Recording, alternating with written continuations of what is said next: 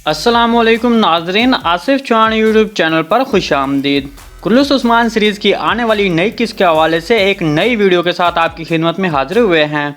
जब गेहातू को बताया जाएगा कि मोंके ने गद्दारी की है, क्या गेहातू उस्मान बे की बात पर यकीन करेगा? क्या गेहातू बाज़ंतीनियों के साथ इत्तेहाद जारी रखेगा?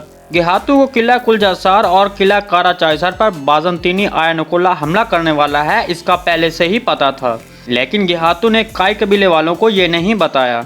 इसके बारे में मुकम्मल तफसील आज की वीडियो में शामिल है। इसके अलावा किला कुलजासार पर आयनुकुल्ला का कब्जा होने के बाद क्या उस्मान बे उसको दोबारा वापस ले सकेगा और इसके बारे में तारीख क्या कहती है। इसके अलावा और भी बहुत कुछ, तो आज की वीडियो को आखिर तक लाजमी देखिएगा। मगर इससे पहले आपसे गुजारिश है, हमारे चैनल को सब्सक्राइब कर दें और बेल आइकॉन लाजमी प्रेस कर लें ताकि हमारी हर आने वाली वीडियो का नोटिफिकेशन आप तक बर वक्त पहुँचता रहे। हमारे पहले सवाल के मुताबिक गेहातू अपने बेटों को लाने के लिए सौचिबे को 3 दिन का वक्त देता है, लेकिन इसके बावजूद गेहातू 3 दिन खत्म होने से पहले ही कबीले में आता है। इसके बारे में उस्मान बे ने पहले से ही जान लिया था कि गेहातू कबीले जा रहा है, तो इसके लिए उस्मान बे ने मौके को तलाश करने का मंसूबा और भी तेज कर दिया था।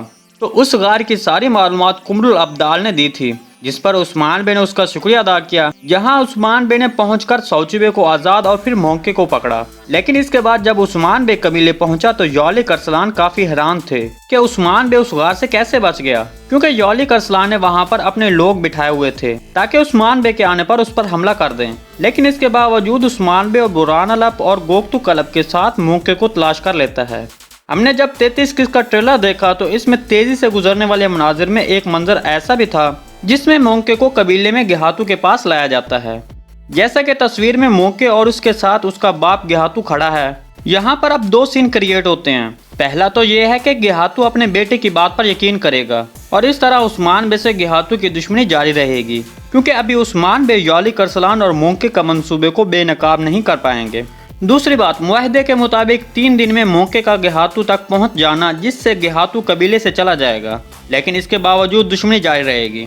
दूसरी तरफ गेहातू बाज़ंतीनियों के साथ इत्तेहाद जारी रखेगा, क्योंकि गेहातू उस्मान बे को कमजोर करना चाहता है। इसीलिए गेहातू ने काई कबीले को आयनुकुल्ला का किला कुलजासार पर हमला करने का नहीं बताया, क्योंकि उस्मान इसकी बदौलत काफी मजबूत होता जा रहा था। अब बात करते हैं कि क्या उस्मान बे दोबारा इस किले पर कब्जा करेंगे। जी हाँ, क्योंकि तारीख हमें यही बताती है कि उस्मान गाजी ने दोबारा इस किले को फतह किया था, लेकिन ये बहुत जल्द, मतलब 1 या 2 किस्तों में नहीं दिखाया जाएगा।